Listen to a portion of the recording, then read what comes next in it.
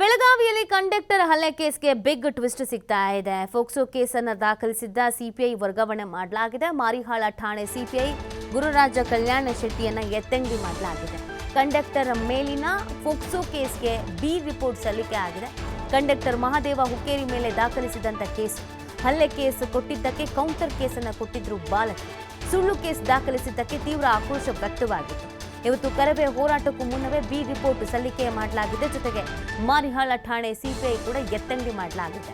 ಈ ಬೇಡಿಕೆನ ಇಡಲಾಗಿತ್ತು. ಸುಳ್ಳು ಪ್ರಕರಣ ದಾಖಲಿಸಬೇಕು ಅಂತ ಬಂದಿದ ತಕ್ಷಣ ದಾಖಲಿಸಿಕೊಂಡಂತ ಅಧಿಕಾರಿಗೆ ಏನು ಬಂದಿತ್ತು ಅಂತ ಸುಳ್ಳು ಕೇಸ್ ಹಾಕ್ತಾ ಇದ್ದಾರೆ ಅಂತಂದ್ರೆ ಅವರಿಗೆ ವಾಪಸ್ ಕೇಸ್ ಹಾಕಬೇಕಾಗಿತ್ತು. ಈ ತರ ಸುಳ್ಳು ಕೇಸನ್ನು ದಾಖಲಿಸೋ ಹಾಗಿಲ್ಲ. ಅದನ್ನು ಹೊರತುಪಡಿಸಿ ಸುಳ್ಳು ಕೇಸನ್ನು ಯಾಕೆ ದಾಖಲು ಮಾಡ್ಕೊಳ್ಬೇಕಾಗಿತ್ತು, ಇದರಲ್ಲಿ ಅಧಿಕಾರಿ ಕೂಡ ಶಾಮೀಲಾಗಿದ್ದಾರೆ ಅನ್ನುವಂಥ ಆರೋಪ ಆಕ್ರೋಶ ವ್ಯಕ್ತವಾಗಿತ್ತು.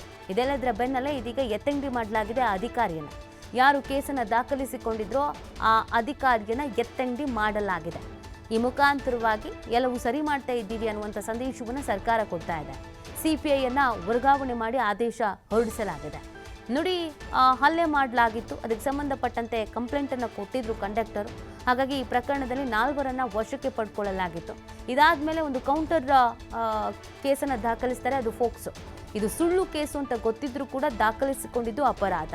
ಹಾಗಾಗಿ ಅವರನ್ನು ಕೂಡ ಕೆಲಸದಿಂದ ತೆಗಿಬೇಕು ಅಂತ ಆಕ್ರೋಶವನ್ನ ವ್ಯಕ್ತಪಡಿಸಲಾಗಿತ್ತು, ಆಗ್ರಹಿಸಲಾಗಿತ್ತು. ಇದೀಗ ಸಿಪಿಐಯನ್ನ ವರ್ಗಾವಣೆ ಮಾಡಿ ಆದೇಶವನ್ನ ಹೊರಡಿಸಲಾಗಿದೆ. ಇವತ್ತು ಕರ್ನಾಟಕ ರಕ್ಷಣಾ ವೇದಿಕೆ ನಾರಾಯಣಗೌಡ ಬಣ ಪ್ರತಿಭಟನೆಯನ್ನು ಹಮ್ಮಿಕೊಂಡಿದೆ. ಬೆಳಗಾವಿಗೆ ತೆರಳಿದೆ. ಸೊ ಈ ಪ್ರತಿಭಟನೆಯ ಕಾವು ಹೆಚ್ಚಾಗೋದಕ್ಕಿಂತ ಮುಂಚಿತವಾಗಿ ಈ ಪ್ರಕರಣದಲ್ಲಿ ಬಿ ರಿಪೋರ್ಟನ್ನು ಸಲ್ಲಿಕೆ ಮಾಡಲಾಗಿದೆ ಮತ್ತು ಈ ಪ್ರಕರಣವನ್ನು ದಾಖಲಿಸಿಕೊಂಡಂಥ ಅಧಿಕಾರಿಯನ್ನು ವರ್ಗಾವಣೆ ಮಾಡಿ ಆದೇಶವನ್ನು ಹೊರಡಿಸಲಾಗಿದೆ. ಈ ಮುಖಾಂತರವಾಗಿ ಎಲ್ಲವನ್ನು ಸರಿಪಡಿಸುವಂಥ ಕೆಲಸಕ್ಕೆ ಮುಂದಾಗಲಾಗ್ತಾ ಇದೆ.